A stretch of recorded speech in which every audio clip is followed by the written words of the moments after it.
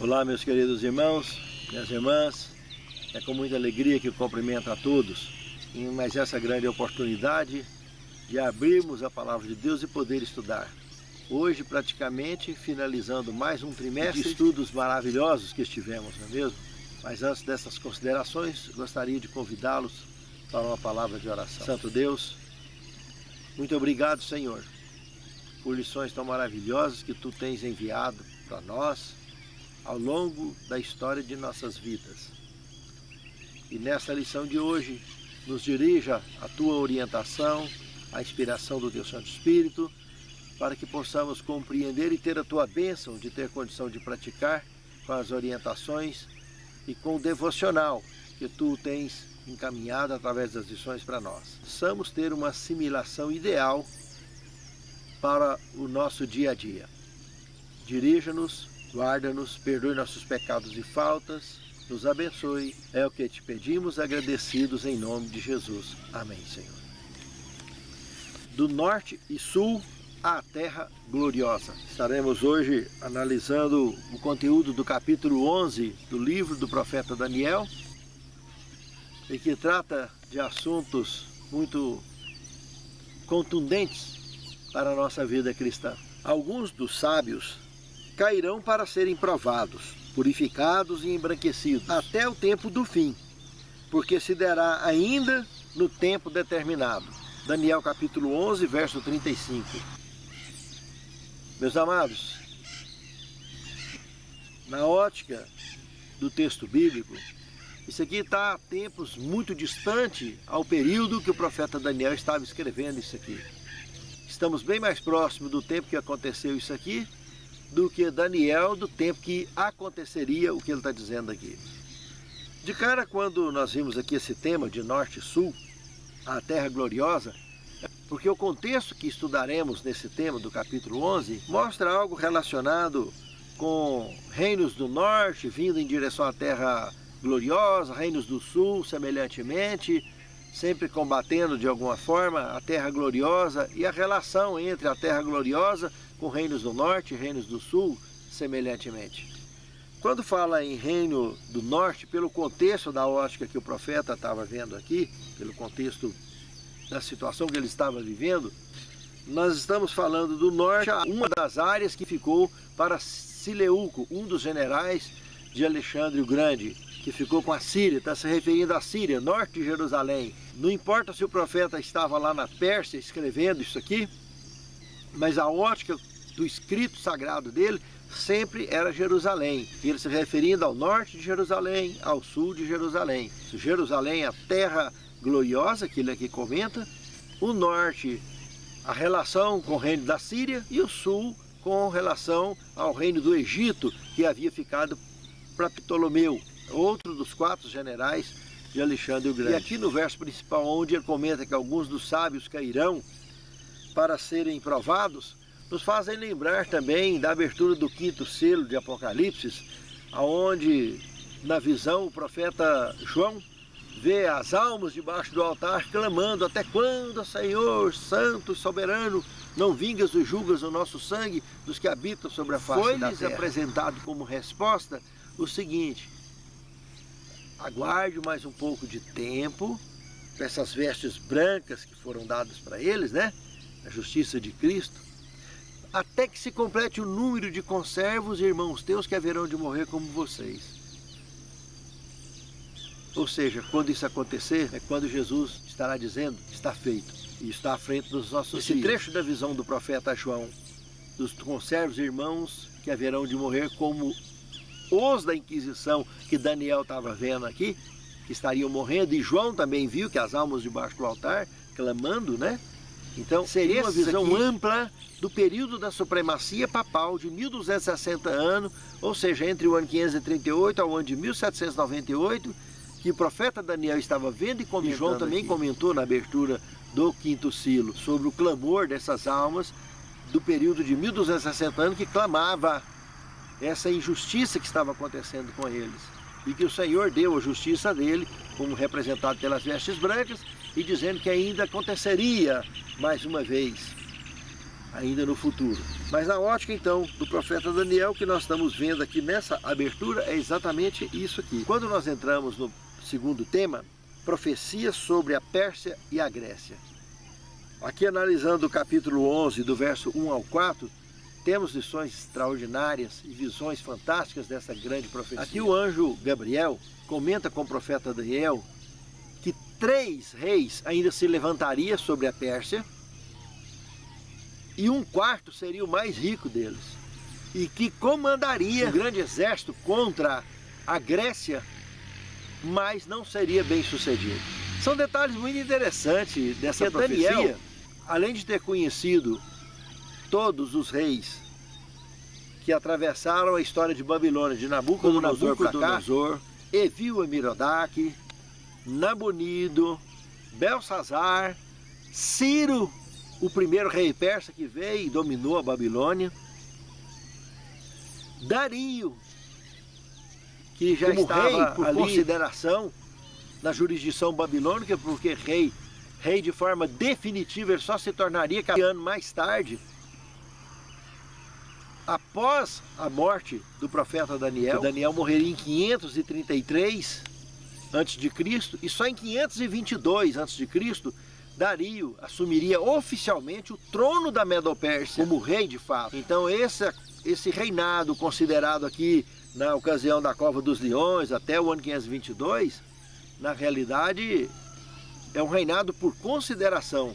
Ciro, ele era um indivíduo muito sábio e realmente colocou ele ali sobre a jurisdição babilônica para administrá-la na representação da monarquia da Medo-Pérsia. E Dario, inclusive, era um medo. Mas Ciro e Cambises, que era o príncipe, como vimos em lições anteriores, estaria governando o reino da Medo-Pérsia. E Cambises assumiria a partir da morte de seu pai no ano 530, 3 anos depois que Daniel morreu, que foi em 533. Então, os 3 reis que está comentando aqui, como ele teve a visão no período de Ciro, ele estava comentando sobre os que viriam como reis oficiais, que seria exatamente Cambises, em 530, um tal de Gaumata, um mago, que se fez passar por Emerdes, ou seja, um falso Emerdes, que seria um filho de Ciro, que por incrível que pareça, Cambises tinha matado esse indivíduo. E aí no retorno do Egito, que Cambises estava vindo, Ciro já tinha morrido, alguém vem dar uma notícia, providenciado por esse mago Gaumata, que ele seria o Emerdes, que teria assumido o trono ali na região da Medo-Pérsia, e Cambises, inclusive, segundo a história, teria cometido suicídio, porque na consciência dele ele teria matado esse Emerdes. Como que agora Emerdes estaria no trono? Como ele já era um camarada meio atrapalhado da ideia, sofria de ataque de fúria, etc.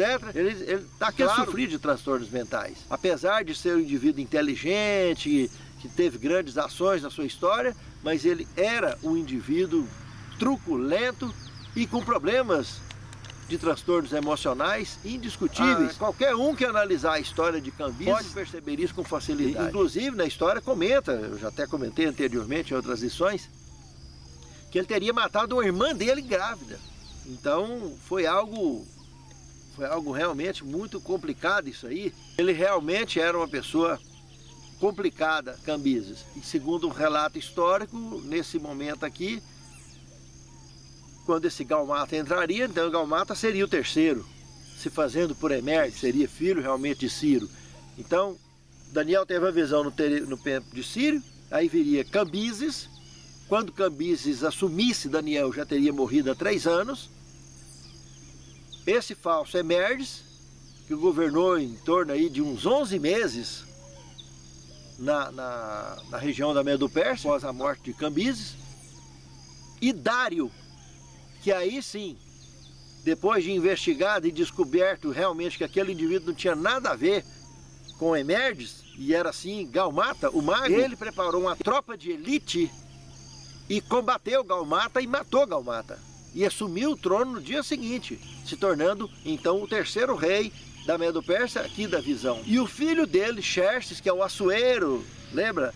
Que casou com a rainha Esther, Pois é, esse Assuero seria o rei mais rico da Medo-Pérsia conforme a profecia. O mais sábio, o maior estrategista, o maior administrador foi Dário, mas o mais rico foi seu filho, que colheu os frutos de tudo que o pai dele fez e ampliou com muita grandeza. E realmente houve esse fato de Assuero, que é o Xerxes, reuniu seu exército e ia em direção à Grécia, porque ele já estava observando a movimentação da Grécia, no sentido já de ir derrubando algumas nações para tentar dominar o mundo. E era questão de tempo, ela estaria vindo para cima da Medo-Pérsia, e antes que isso acontecesse, ele se adiantou. E conforme disse a profecia, ele não seria bem sucedido. Inclusive, quando ele atacou um exército muito menor do que o dele, venceu o exército Medo-Persa. Esse exército grego, bem menor, teria vencido a Medo-Pérsia, dando detalhes específicos, o relato histórico do cumprimento da profecia. Coisa incrível, né? A presciência divina é algo realmente impressionante.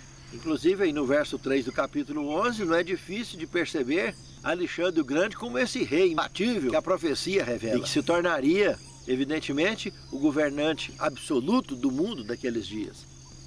E como detalha também a profecia, que no vigor da sua juventude, né, da sua força, ele morreria também, seria tirado, como outras profecias que nós vimos. E lamentavelmente, Alexandre, com 32 anos, ele sofreu de uma febre que durou 11 dias e o matou. E aí, os seus 4 generais, Lisímaco, Cassandro, Siloeco e Ptolomeu, dividiu o reino entre eles. Ptolomeu ficou com o Egito, Lisímaco com a Trácia e partes da Ásia Menor, Cassandro com a Macedônia e com a Grécia, e Seleuco com a Síria e com a Mesopotâmia. E é interessante que nas profecias que nós vimos anteriormente, como por exemplo lá no capítulo 8, naquele carneiro e no bode, lembra que quando caiu o chifre grande, que era Alexandre o Grande, e nasceu 4 no lugar, num dos 4 nasceu uma ponta pequena?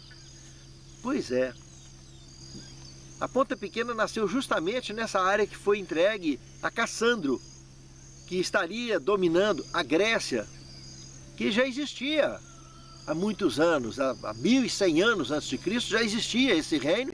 Lembra da lenda de Rômulo e Remo? Teria sido amamentado por uma loba, etc. Pois é, esse Rômulo foi em 753 a.C., tendo sido seu primeiro monarca, Rômulo. E então já existia ali uma região pacífica, quietinha, tranquila, de pessoas que viviam praticamente da agricultura, de artes, etc. Essa regiãozinha simplesinha, que estaria também então sob o domínio de Cassandro, em muito breve, agora, uma histórica região se levantaria e no ano 168 a.C. assumiria o comando do planeta Terra. O dominante absoluto do planeta Terra durante centenas de anos. Na Batalha de Pydna, na Macedônia, derrubando a última das resistências dessa herança assumida por esses generais de Alexandre o Grande. Já no terceiro tema nós temos profecias sobre a Síria e o Egito. A Síria, o Reino do Norte, comentado então anteriormente na abertura, uma das regiões dominada então por Seleuco, e do sul, a região dominada por Ptolomeu, se tratando do Egito. Analisando aqui o que nós temos relatado em Daniel capítulo 11, versos 5 ao 14, percebemos diversos conflitos entre esse reino do norte e o reino do sul. Só que a terra gloriosa, Jerusalém, era o sanduíche, né? Estava ali no meio desse sanduíche, dessa briga toda. E o propósito das potestades da maldade, na realidade, no provocar esses dois reinos e abrir um conflito, quem que estava no meio? O povo de Deus. O propósito era atingir o povo de Deus, como sempre foi. Em todos os conflitos, a história do grande conflito entre o bem e o mal, desde que começou no céu até hoje, não mudou nada. O foco é atingir, não importa quantos vão morrer, não importa quantos vão se ferir, quantos vão adoecer. O importante, na ótica das potestades da maldade, na ótica de Satanás, é que o povo de Deus seja atingido. porque é uma forma que ele tem de tentar atingir a Deus. Assim foi a profecia lá das almas debaixo do altar. Até quando, ó Senhor, nos julgas e vingas o nosso sangue? Porque essa vingança vai vir, mas vai vir de uma só vez. No momento certo, no tempo de Deus, e não no tempo da ótica humana e mortal que nós temos. Tudo isso que tem acontecido na história do povo de Deus, lembra das pragas? A segunda e a terceira praga é sangue, cobrindo a água doce e a água salgada do planeta. Irmãos, nós estamos falando de 70% do planeta. E aonde o anjo lá das pragas diz, ó Senhor, tu és justo, porque sangue tomaram dos seus servos, agora sangue o Senhor está dando para eles beberem. Por isso acontecerá isso. Apocalipse 18, verso 8, fala que em um só dia cairão as pragas, pranto e dor. De fato, vai cair um ciclo real de 24 horas, porque é o primeiro dia do milênio, que também é literal. Por isso fica bastante claro o que João revelou em Apocalipse 18, 8. Inclusive o que está também no verso 10 do capítulo 18, que em uma só hora esse planeta vai ser destruído, essa grande Babilônia vai ser destruída. Aquela visão de 2 Pedro 3, de 8 a 12, dos elementos ardendo, se fundindo, a terra e as obras que nela há se queimando, uma só hora. E todo o povo de Deus, os servos de Deus de todos os tempos, os que já morreram ressuscitam e vão ao encontro com o Senhor nos ares, os que estiverem vivos, no piscar e fechar de olhos, serão transformados, e também vai ao encontro com o Senhor dos ares, acompanhando os que ressuscitaram, os justos.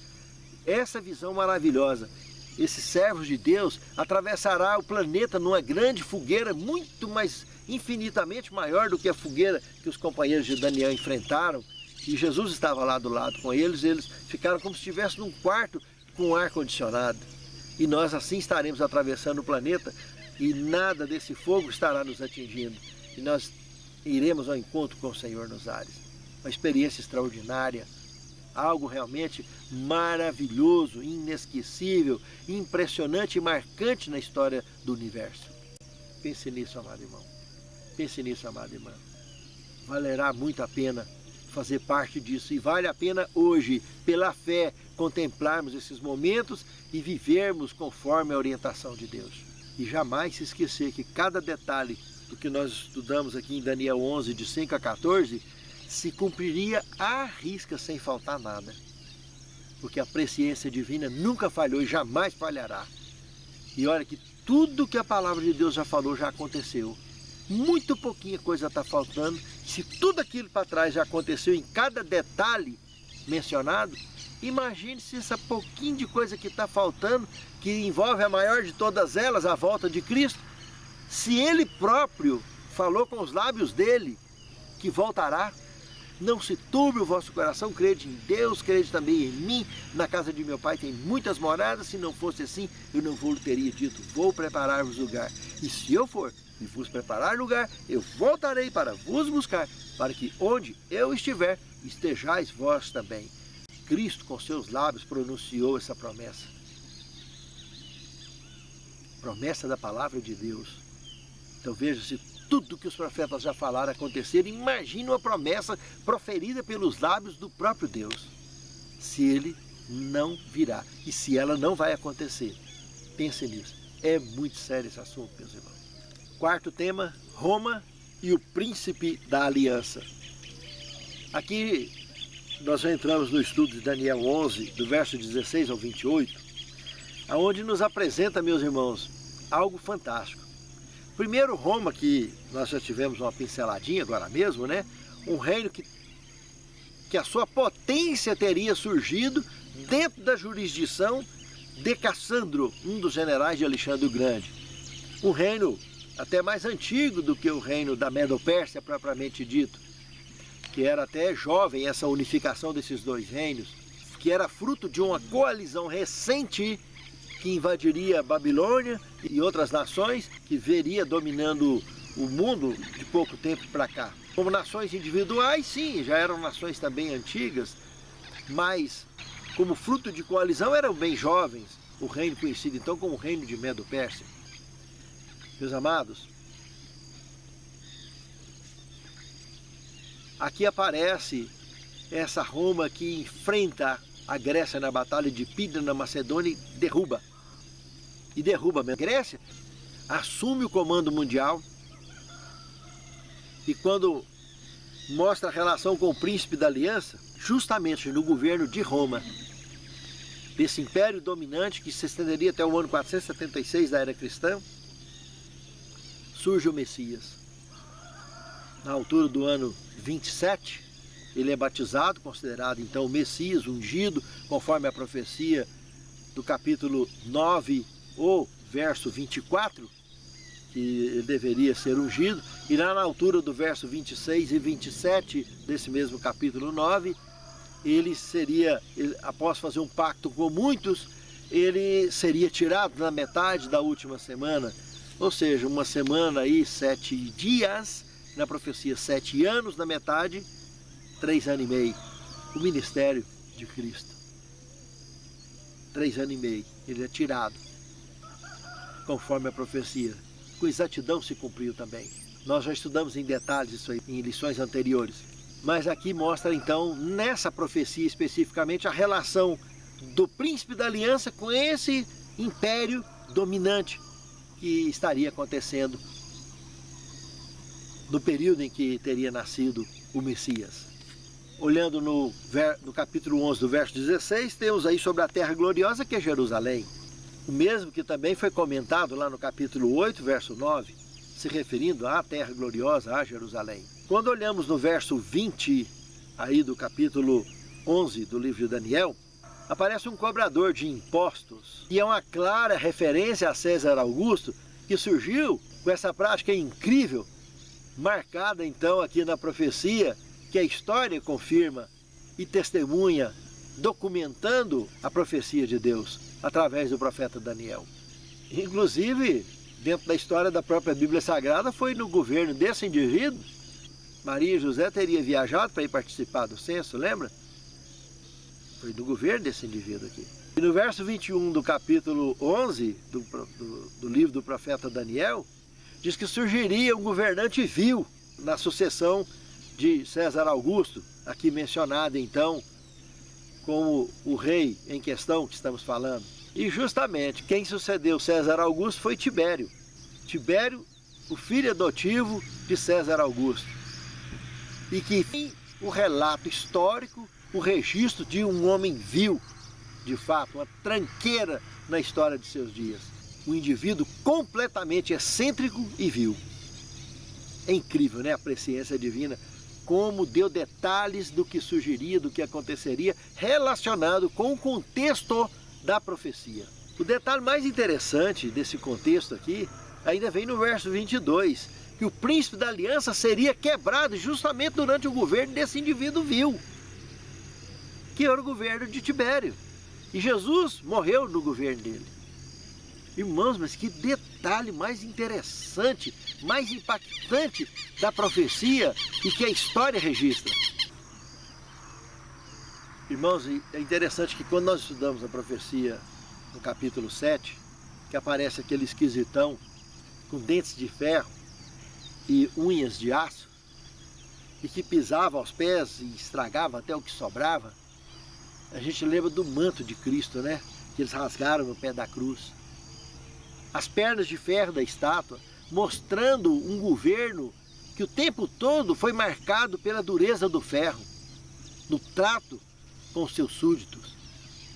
E foi nesse governo que Cristo nasceu, cresceu, foi condenado e morto. Mas foi nesse governo que ele ressuscitou. E essa Roma pagã representada por essa besta fera de Daniel 7, pelas pernas de aço da estátua, seria o alicerce pleno para o surgimento de Roma papal mais tarde. Uma besta de fato apontada no capítulo 13, verso 1 e verso 2 do Apocalipse, que é onde entramos aqui no quinto tema, o próximo poder. Analisando esse próximo poder, estudando o livro de Daniel no capítulo 11, do versículo 29 ao 39, nós podemos ver em detalhes a perfeição que a presciência divina atinge cada detalhe. No verso 29 já dá para observar que o foco que eles tinham, as potestades da maldade, aqui incorporada nesse próximo poder, que é uma alusão clara ao império dominante de Roma papal, que o foco era atingir o povo de Deus. Já no verso 30, mostra que esse poder já indignaria contra a Santa Aliança. Quem era a Santa Aliança? Os cristãos, aqui apontado no compromisso que Cristo fez no Calvário com toda a sua igreja sobre a face da terra. Essa irmandade conhecida como cristãos, aqueles que acreditam em Cristo. Apesar desse poder surgir dentro da igreja cristã, mas tudo o que ele faria aqui não demonstra nada de cristianismo. Porque já no verso 31 nós já vemos o segundo ponto dessa questão, que ele profanaria o santuário de Deus. Irmãos, lá em Apocalipse, quando fala do terceiro período da igreja cristã, Pérgamo, Deus chega a dizer: eu sei que aí onde estás, está o trono de Satanás. Paulo, em 2 Tessalonicenses capítulo 2, comenta que ele se sentaria na casa de Deus querendo parecer Deus. Inclusive, um dos seus nomes de blasfêmias, que é vicário, vice-filho dei, substituto do Filho de Deus, trocado em algarismo romano dá 666, como vários outros nomes qualificativos também de sua função. E lá no Apocalipse, capítulo 3, verso 18, diz que é o número de um homem. E isso não caiu de moda, não. Está atualíssimo na Bíblia Sagrada. Não adianta outros estudiosos querer derrubar isso aí, que não tem como derrubar. Porque tem todo um contexto teológico, bíblico e histórico envolvido com essa questão, que essa questão do 666 é só um mero detalhe. Mas um detalhe interessante que ajuda a compor toda essa estrutura da presciência divina. E isso, na realidade, é um claro indício de um poder que vinha combatendo o povo de Deus, a obra de Cristo na terra.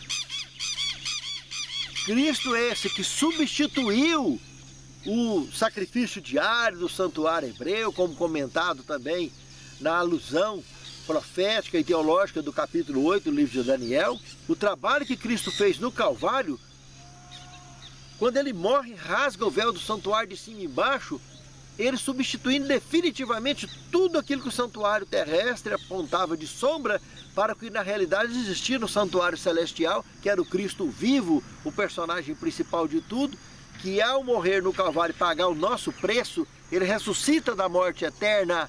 E agora a igreja dele sendo perseguida era uma forma de Satanás tentar atingir o santuário celestial. É uma forma de Satanás tentar atingir a obra de Deus, de atingir o próprio Deus, maltratando, perseguindo os servos de Cristo aqui na terra. Em terceiro lugar, no verso 31 do capítulo 11, esse movimento é chamado de abominação assoladora. E lá em Daniel capítulo 8, verso 13, obra essa também desempenhada, então, pelo similar perseguidor de Daniel 8, o chifre pequeno, a ponta pequena. O mesmo também lá de Daniel capítulo 7, a ponta pequena que nasceu no lugar daqueles três que caíram, que tinha olhos como de gente, boca porque falava grandiosamente, e que lá na altura do verso 25, cuidarias em mudar os tempos, o calendário e a lei de Deus, e os santos seriam entregues na mão durante um tempo, 2 tempos e metade de um tempo. Nós sabemos que se trata dos 1260 anos que aconteceu do período da supremacia papal, no qual foi desempenhada a Guerra Santa, algo promovido então pelos detalhes que essa profecia está apresentando também. Como nós vimos no verso de abertura, né, que alguns cairão para serem provados. Capítulo 11, verso 35 aqui do livro de Daniel, está se referindo justamente a esse período da supremacia papal. E no verso 36, quinto e último detalhe dessa questão toda, é que realmente ele se levantaria tudo o que se chama Deus. Seria contrário a tudo. Olha, enfiou imagem de escultura com ela abaixo, até hoje é uma igreja marcada pela idolatria. Durante o período então da igreja conhecida como Tiatira, lá em Apocalipse, mostra uma personagem prostituída chamada Jezabel, que há quantos e quantos anos antes, centenas de anos antes, do profeta João tem essa visão, ela teria vivido, ter sido a mulher de Acabe, e que perseguiu o povo de Deus e enfiou idolatria, contaminando o templo de Deus, já na antiguidade. E agora que aparece uma característica similar de uma prostituta babilônica, que Apocalipse 17 fala em detalhe, e que lá, se tratando de Tiatira, dentro do contexto apocalíptico também, mostra essa meretriz Jezabel, que tem essas características de ser sanguinária, de ser truculenta, de ser idólatra, de ser meretriz, né? Agindo contra o povo de Deus, que é justamente o período de Tiatira, do ano 538 ao ano de 1798, lá no Apocalipse. Interessante, irmãos, que se a gente pegar Apocalipse capítulo 13 e estudar do verso 1 ao verso 3, nós vamos perceber que essa besta, que é fruto da besta fera que saiu, que é uma ponta pequena de um chifre que nasceu nessa besta fera de Daniel 7, né? Então surge essa besta, que Daniel 7,17 fala que animais em profecia são formas de governo.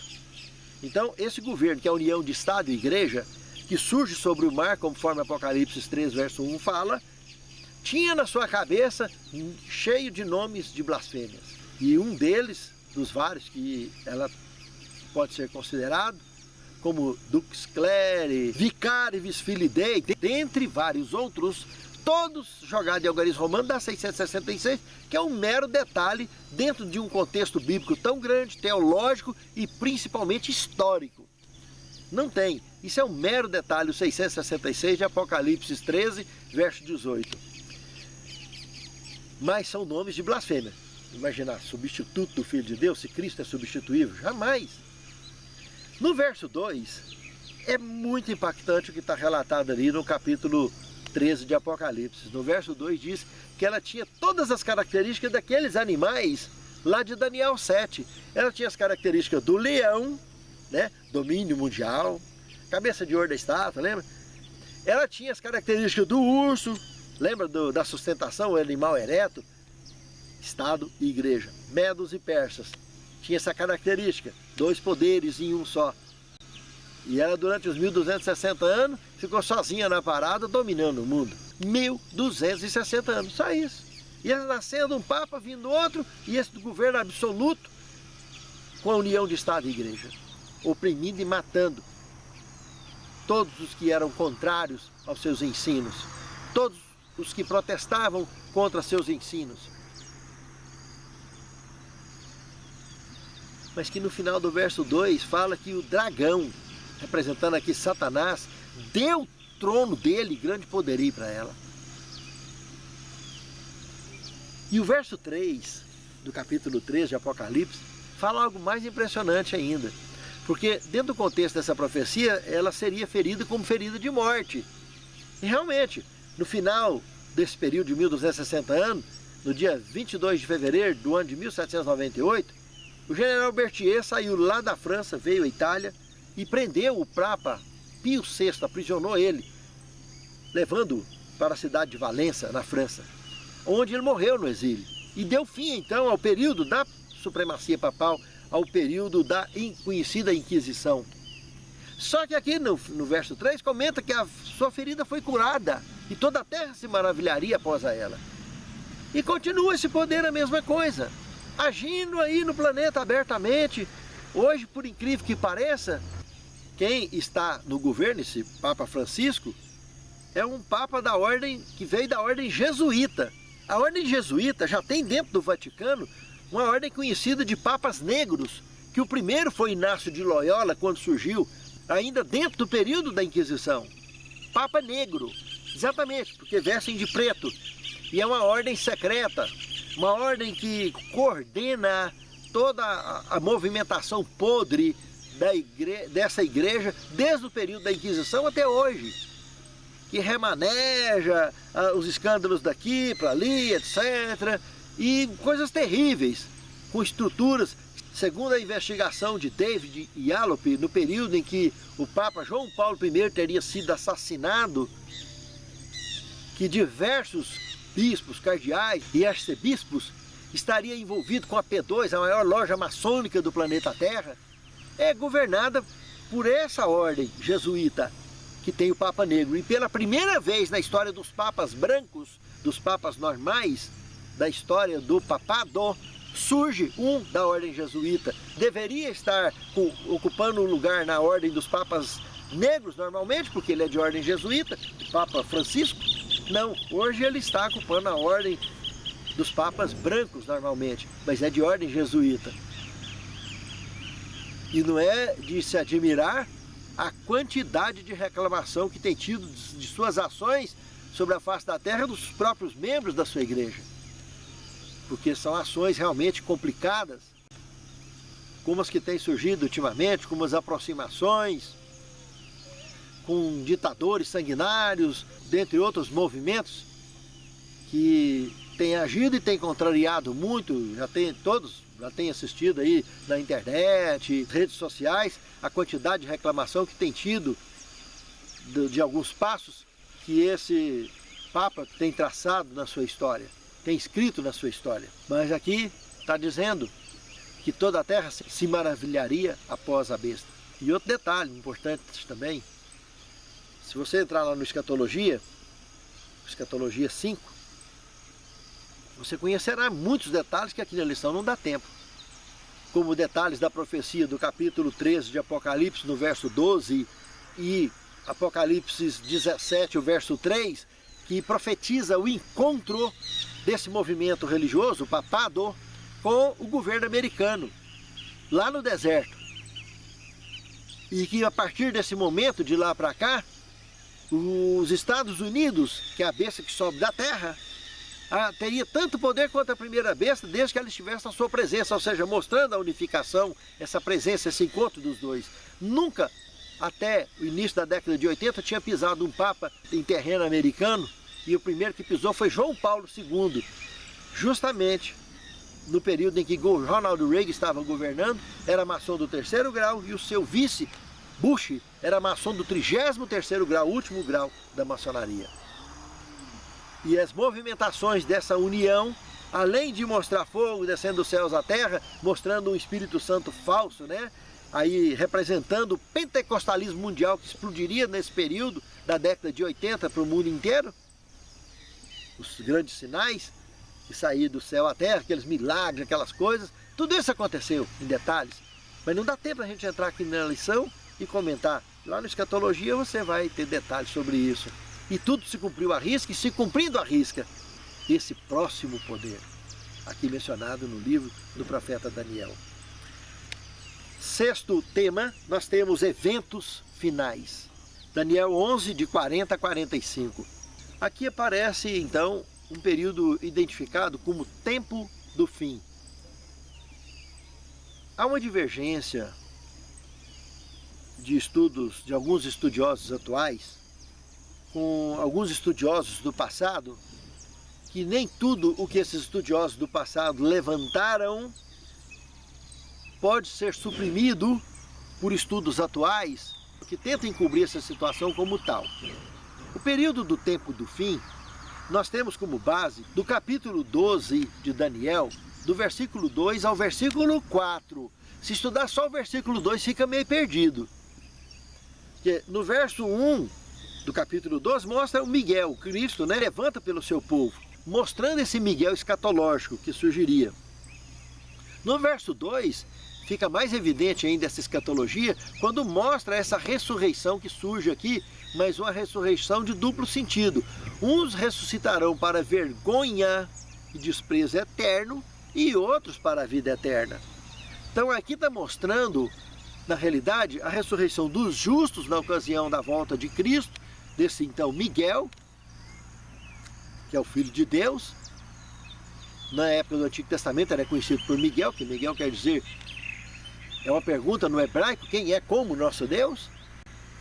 Então esse Miguel surge, aqui quando mostra essa ressurreição, do capítulo 12, verso 2, está mostrando duas ressurreições, a dos justos, que vai ao encontro com o Senhor nos ares, mas a outra ressurreição é a ressurreição parcial, que é a dos ímpios que transpassaram a Cristo, que lá em Apocalipse capítulo 1, verso 7, o profeta João comenta. E o próprio Cristo também, no Novo Testamento, aponta o dedo na cara dos líderes religiosos de seus dias e diz: vocês verão o Filho do Homem vindo com poder e glória nas nuvens do céu. Isso é uma vergonha e desprezo eterno, marcado na mente desses indivíduos, que eles vão morrer de novo junto com os demais ímpios que seriam fulminados sobre a face da terra. É a ressurreição parcial. Os estudos novos aqui têm sugerido que o tempo do fim seria o período desde a queda do poder do chifre pequeno, ou seja, de 1798, eles sugerem que vai desse período até a ressurreição aqui de Daniel 12:2. Esse período seria chamado tempo do fim. Mas é um equívoco, porque estudos antigos suprimem essa aqui, de fato, essa opinião, porque eles apontam, baseado em Daniel, se você estudar, observar o verso 3 e o verso 4, principalmente o verso 4 do livro do profeta Daniel, no capítulo 12, fica bem claro isso, que o tempo do fim seria o período em que haveria as explosões do entendimento do livro do profeta Daniel, bem como a multiplicação da ciência. Esse seria conhecido então como tempo do fim, que é realmente a partir do ano 1798, mas até 1844, esse período em que houve as explosões do estudo do livro de Daniel, que tanto nós conhecemos, o período milerita, que foi uma explosão de sabedoria apresentada, inclusive o Guilherme Miller, um dos grandes estudiosos desse período, que conseguiu decifrar todo esse contexto profético usado pelo Espírito Santo, usado por Deus, para dar o entendimento que chegou até nós hoje. E foi também nesse período que coincidentemente explodiu as grandes descobertas da história do nosso planeta, que deu sustentação ao século atual de ter a evolução tecnológica e científica que nós temos hoje.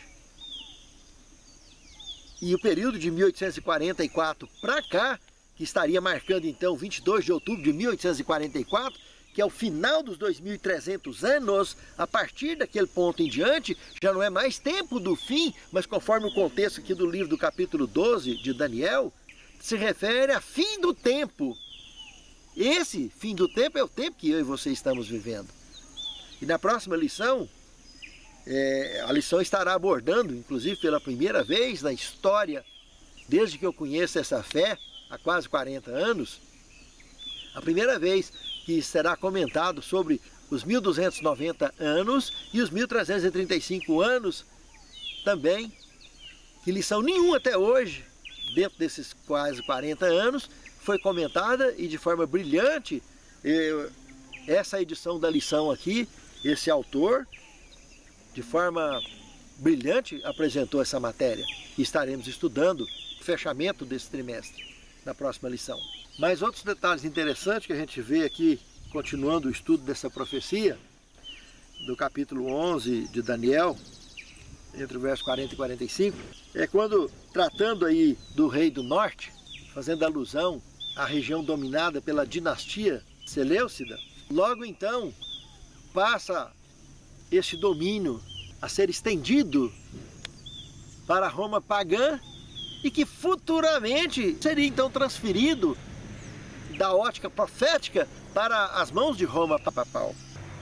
Essa determinação aí, que na realidade aqui nessa altura do campeonato se torna uma aplicação espiritual do contexto bíblico e não propriamente dito uma região geográfica apontada no contexto profético, se referindo aos combates contra o povo de Deus. Inclusive, analisando Isaías capítulo 14, verso 13, aí tem praticamente uma confissão de Satanás que se assentaria na região norte, né? Organizando combates, na realidade, contra o povo de Deus. E isso aconteceu de forma absoluta e inquestionável e incontestável, né?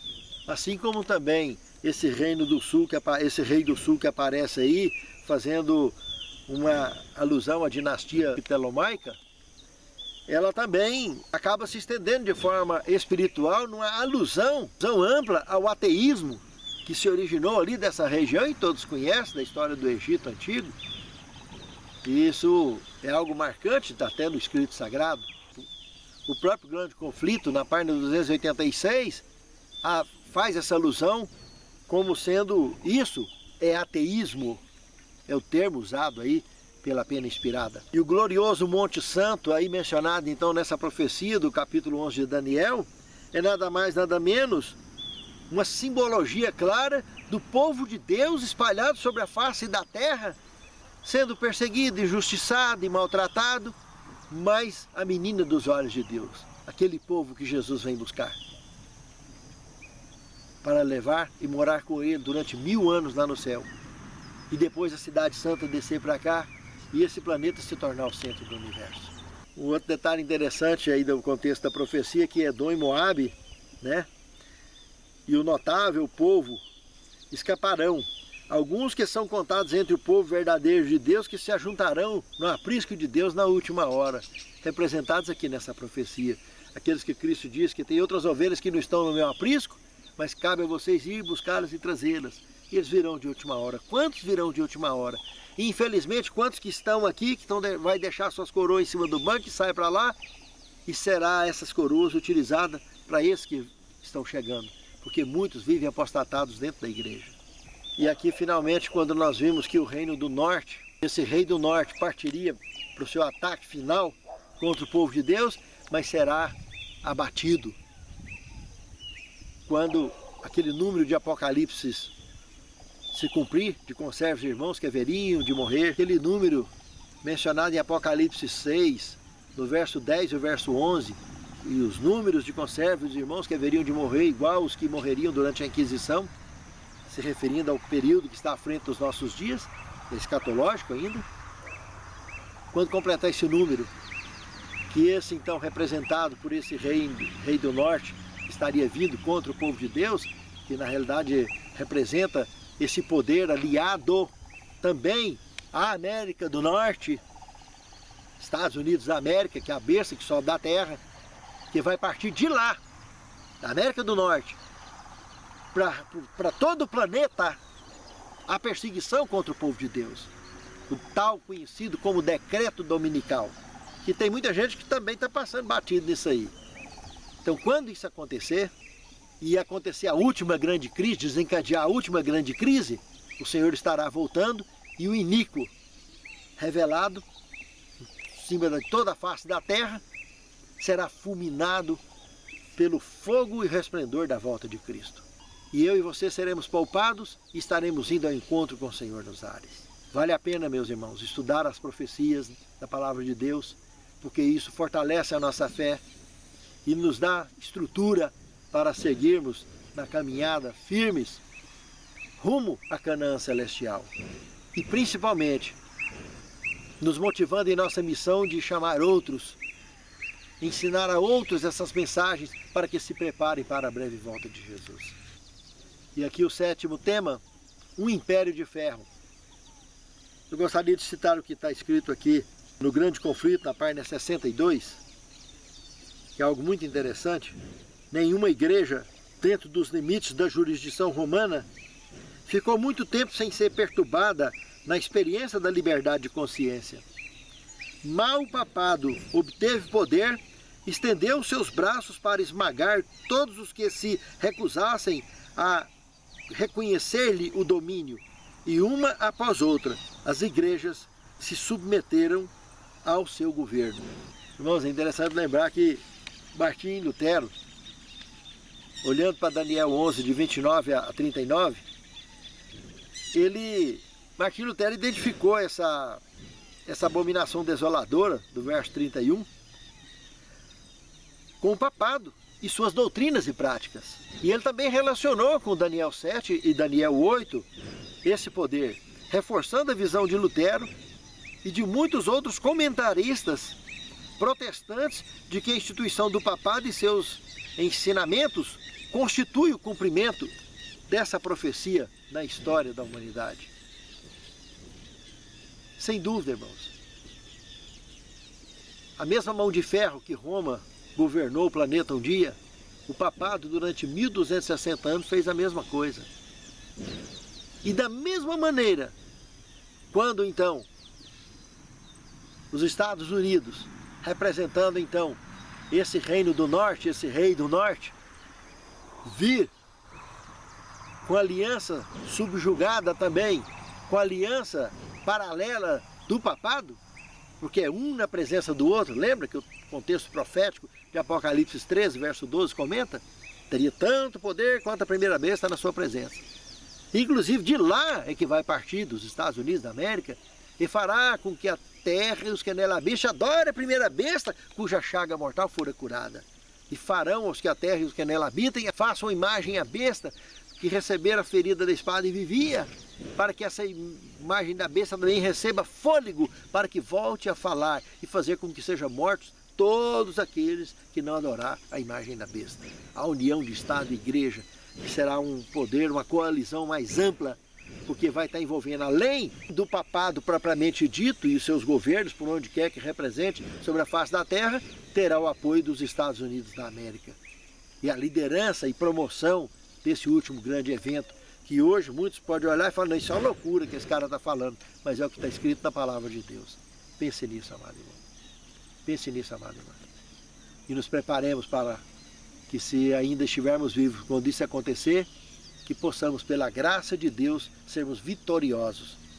E se até lá nós já tivermos ido ao descanso, que as nossas gerações que estudar a palavra de Deus possa ter tanta visão quanto nós temos tido essa oportunidade pelo Espírito Santo de enxergar esses detalhes dos Escritos Sagrados. Santo Deus, fortaleça a nossa fé, nos capacita, Senhor, a sermos vitoriosos.